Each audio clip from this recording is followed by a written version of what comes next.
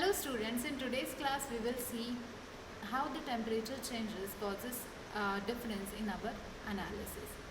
When we talk about the stresses, we have already classified it into determinant and indeterminate structures. When I say redundant stresses, it is nothing new but the some amount of or certain indeterminacy is involved in your stresses, right? Now, when you heat any metal, metal has a tendency to expand after heating.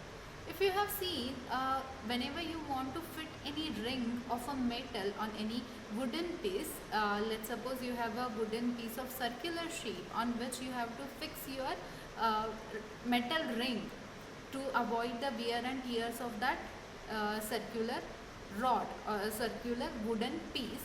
Then what you do, you will heat that ring. The diameter of the ring will be exactly same to the diameter of wooden piece, so it is not possible to fix the same dia on each other. Then what we suggest is to heat that ring, metal ring, little, so that it will expand, it will get little more than its diameter, and then you can fit it, and when they get cooled down, it will be of exact diameter of your wooden piece. So such examples we have seen earlier, and we in the day-to-day life we have seen that whenever the metal is heated, it has a small tendency of expansion. Now that is why when we talk about the steel structures, we take care of temperature or thermal stresses. When you allow your metal to expand freely, then there will not be a development of any stresses. But when you restrict it to freely expand, that time the stresses will involved in it, or stresses will develop in it. Why? Because there will be a restriction to free movement, and when there is a restriction to movement, force will develop. Internal body will internally resist it. That resistive force per unit area will develop a stress. Right? That is what our stress definition is. The stress is what? Internal resisting force per unit area. So let's understand the theory behind it. Change in a temperature causes a change in a length of member. In redundant trusses, the change in a length of any member gives rise to force in all other members. What they said? Redundant truss. Redundant truss means a truss which is indeterminate and certain degree of indeterminacy is involved with that structure. The changes in a length of any member gives rise to the force in all other members. See, truss is not made up of very separate components. They have made up of many components arranged together, right? And when the certain members of it is under the stress, or they may get heated or expanded, then the stress will develop on all the structure because they are all interconnected, right? Therefore, I have said in the redundant trusses, the change in the length of any member will give rise to the forces in all the members of your truss, right? Now we have a further explanation for it. They have said, let's consider a redundant truss. Now, see here, in this truss, you have a number of unknowns, 1. At hinge, you have 2 number of unknowns. At roller, you have 1 number of unknowns. So, how many number of unknowns here? 3. Let the temperature of a member AB get decreased by T degree Celsius. Then the contraction of the member AB is happen. Okay, so they said this AB member, let's cool it down. And when it is cooled down, or its temperature decreases, what happens? It will contract. All molecules will come closer to each other and a member will contract. That time, the change in a length, we have seen this in the MOS subject in the very first unit, that temperature changes. In that case, if you want to know the change in a length of your member or object, it will given as alpha into LT. Okay? But the free contraction, now they said, but the free contraction is not possible in the trusses. Of course, if you have taken a rod and you heated it, it will, at the both ends, it is free to move, and that's why it will show a expansion. trusses, you have observed the ends of trusses, those are connected with each other and pin jointed. They are pin jointed. Therefore, what happens? That joints will not allow them to expand or contract from its original length. And then what happens? Tensile forces of magnitude R develops in the member AB. This causes the moment of a joint A and joint B. Sorry. Joint A and joint B in the truss. The compatibility condition demands elongation of member. What happens? The compatibility condition means what? How they have fitted with each other. They are compatibly fitted with each other. To maintain this compatibility, demand of elongation of member of AB and movement of a joint A and B is expected. It is in demand. Then the value of R is given by, value of that redundant is given by change in a length divided by summation of K square into L upon AE. Okay. Is that R equals to, but change in a length will be what? Alpha L T divided by summation of K square L upon AE. Now see, when you talk about the thermal stresses, you must know alpha value. Alpha is coefficient of linear expansion. Coefficient of linear expansion, or you can also call it as a coefficient of thermal expansion. Where K is a forces in various members. K is what? K is a forces in various members due to unit load applied for the member under consideration. Okay. So in the earlier question also you have seen that whenever I apply a unit load at particular point where I want to analyze the deflection, what we do?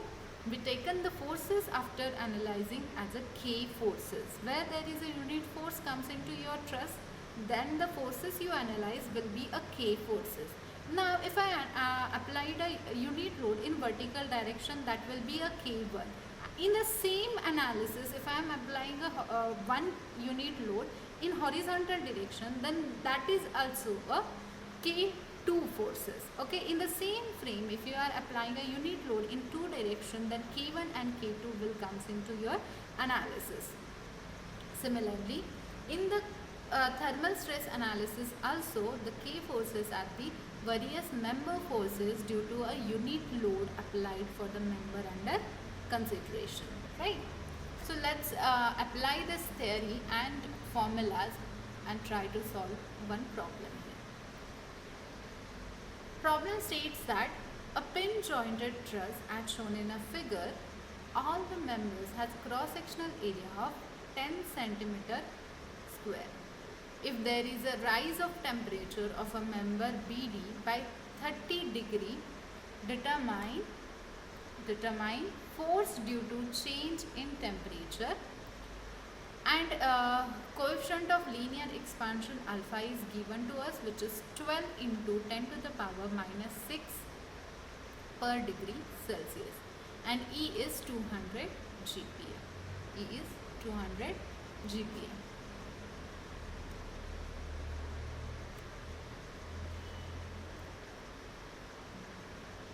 So this is our cantilever. You can see the truss is fixed at one end and free at other end. So you can call it this truss as a cantilever truss. In this cantilever, now this truss is considered as a indeterminate, because see, when there is a fixed end, you come up with the three unknowns, and along with that, if the internal members causing the forces, then structures become indeterminate. How? Let's see. Let's find the indeterminacy of your structure. Now this formula, where from this formula wrote here. This formula is from unit number 1 part A, where we have seen if we want to calculate DSI or static indeterminacy in trusses, which particularly a cantilever truss, which is one end is fixed, that time the formula will be member minus 2 into joint. So how many members we have here? 1, 2, 3, 4, 5, 6, 7. How many joints we have here? 1, 2, 3, 4, 5, or you can circle it like this. 5. But in the cantilever, you always consider the joints other than the fixed end, right? If you remember, in the cantilever, you always consider the joints other than the fixed end. Therefore, how many number of joints? Joints will be 3. We have a 3 joints. What is the degree of indeterminacy? 1. What is the degree of indeterminacy? 1. What is it? Internal indeterminacy. I said the external structure is stable. 3 unknowns. See here. 3 support reactions, right? 3 support reactions, 3 equilibrium equations, you can solve it. But it is internally, due to the internal forces, it is become complicated, and degree 1 means one force, internal one force, we cannot analyze it, and we need a compatibility equation. So static indeterminacy, static internal indeterminacy is a degree 1. Now, as there is a rise in temperature in member BD, so consider BD as a redundant member. As there is rise in a temperature, in which member they have said? In member BD. Now in a diagram where BD is BT. Fine. What we have said then consider BD as a redundant member. If internal indeterminacy involved in my structure and I am calling it as a redundant truss, then which member to consider as redundant? The member which is under the consideration. See, similarly I have told in the beam problems also, fixed beams, okay? In the Castigliano's theorem, when redundance comes into the analysis, you have taken the force or a member which is under the consideration, where we have asked for the calculation or certain values, right? So here, if my member is supposed to be taken as a redundant, then out of many 7 members, I will choose the one which is under the consideration, for which they have asked us a certain values, right? So as no external force acting on the trusses, P forces will be 0. Very important. See, when I am analyzing any truss, this truss will be what? This truss will be carrying external forces and internal forces. If the external forces, there is, see, look at this truss. On this truss, you can't see any external forces acting upon it. Can you? No. There is no external force, and that's why if there is no external force for which you can calculate P analysis, or for which you will synthesize or do a P analysis, therefore all the P forces will be 0 in this case. Once you calculate P, once you know the P forces are 0, you will proceed for what? K forces. K forces means what? The forces which you analyze after applying unit load for the member. Now see, here there is a little change. What that little change is? I have not applied an external unit weight. I have not applied an external unit load. What I did actually here is, the member which I have considered as redundant, I have replaced it with the unit load. I have replaced it with the unit load. Look at here. The member which I have considered redundant, I have replaced it with the unit load, right? And now I am analyzing the all other member forces. See here, all other member forces, how you will do? Summation fx minus summation, summation fx plus, or you can take a summation fy. Summation fx, I have taken D joint because I want to know the member force into BD. Minus, now see, this is positive but this is negative because it is spanning on the negative side of a coordinate system, right? Therefore, minus FDA minus 1 cos 32. What is that? Resolution of inclined force, right? The member which is having 1 unit load in it, that has been resolved into vertical and horizontal direction. Horizontal will be cos 32 because angle between it is 32, and vertical will be 1 into sine 32, right?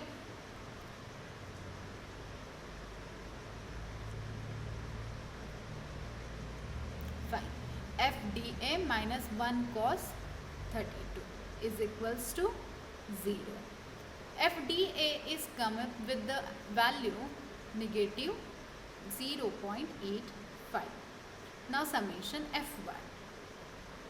1 force, 1 sine 32 and FDC, that will be, both will become positive because they are spanning over the positive axis of your coordinate system. After analyzing, we come to know that FDC and FDA is 0.53 and 0.85 compressive in nature respectively. Okay. Now next is your chart.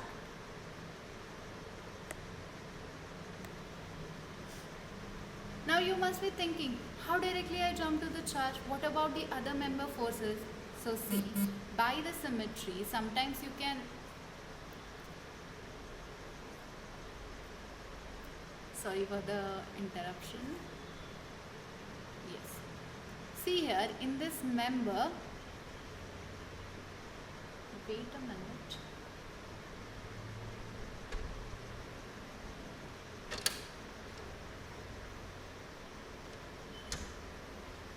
Okay. So in this, if you can see these members, C, oh yes, this members C, E and D, E, these are 0. Why 0? Because there is no force, external force acting on this point, and if you see, wait a minute, for this, for understanding of this type of forces, which will be 0, which will be 1, for that you have to go back to your mechanics books. There you have a truss analysis by equilibrium equations. From there you can understand. There are many rules, like one rule I will state here. If the member forces, the truss arrangement is like this, member force 1, 2 and 3, okay. Now here, if this both of the forces will be considered 0 if no force is acting in it. So certainly there are such a many rules which are provided for the trusses. You can take down that for those rules. If you remember those rules, you apply directly. Otherwise you can go for the analysis also. Take each and every joint and you can do the joint analysis also. It is up to you. Okay. Therefore I have all forces with me. Those I have written in this chart. Members, then length of it, then area, and then K forces, then K into K, which is K square into L divided by area. Q is my alpha value here, and my final equation is PF equals to P plus QK. Now what is it? You must be thinking what it is. So see, my final answer will be, for that redundant, will be change in a length divided by K square L upon A. To find this K square L upon AE, we have taken K into L upon AE. For that we have prepared that chart. And next is alpha into L into T. That is change in a length is equals to alpha into L into T. That is where the Q is representing in the below form calculations, Q is representing the alpha value here.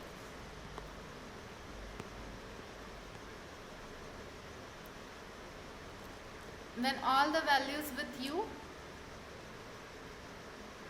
then see here I have K square L upon A analysis with me.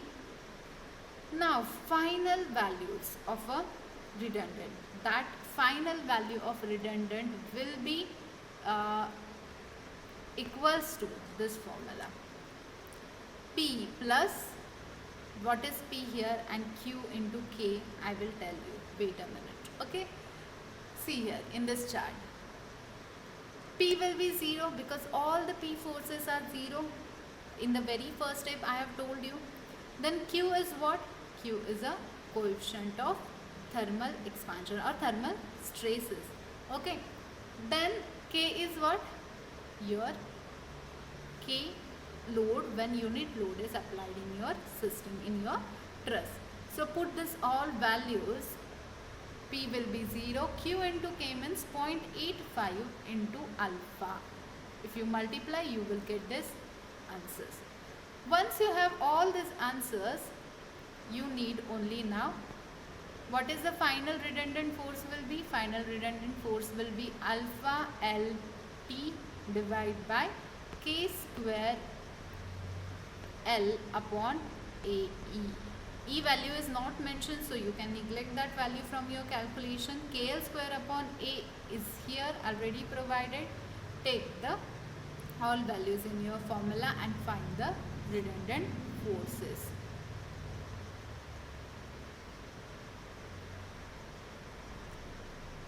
And my final value of redundant force is negative. Negative representing compression, positive represent tension. Okay, or see here, it is like if you are taking the tensile force, if you are taking the tensile force as a positive in your earlier assumption, accordingly you have to change the sign. So we come up with our final value of redundant as 21.35 into 10 to the power 3 Newton. So here our problem for thermal stresses is ended. In the next class we will take the problem for the trusses only for lack of fit, that is new concept, and then we will move towards the indeterminate truss analysis, and that is where our A part of a second unit will end, and we will go for the portal frame analysis in the next to next class. Thank you so much.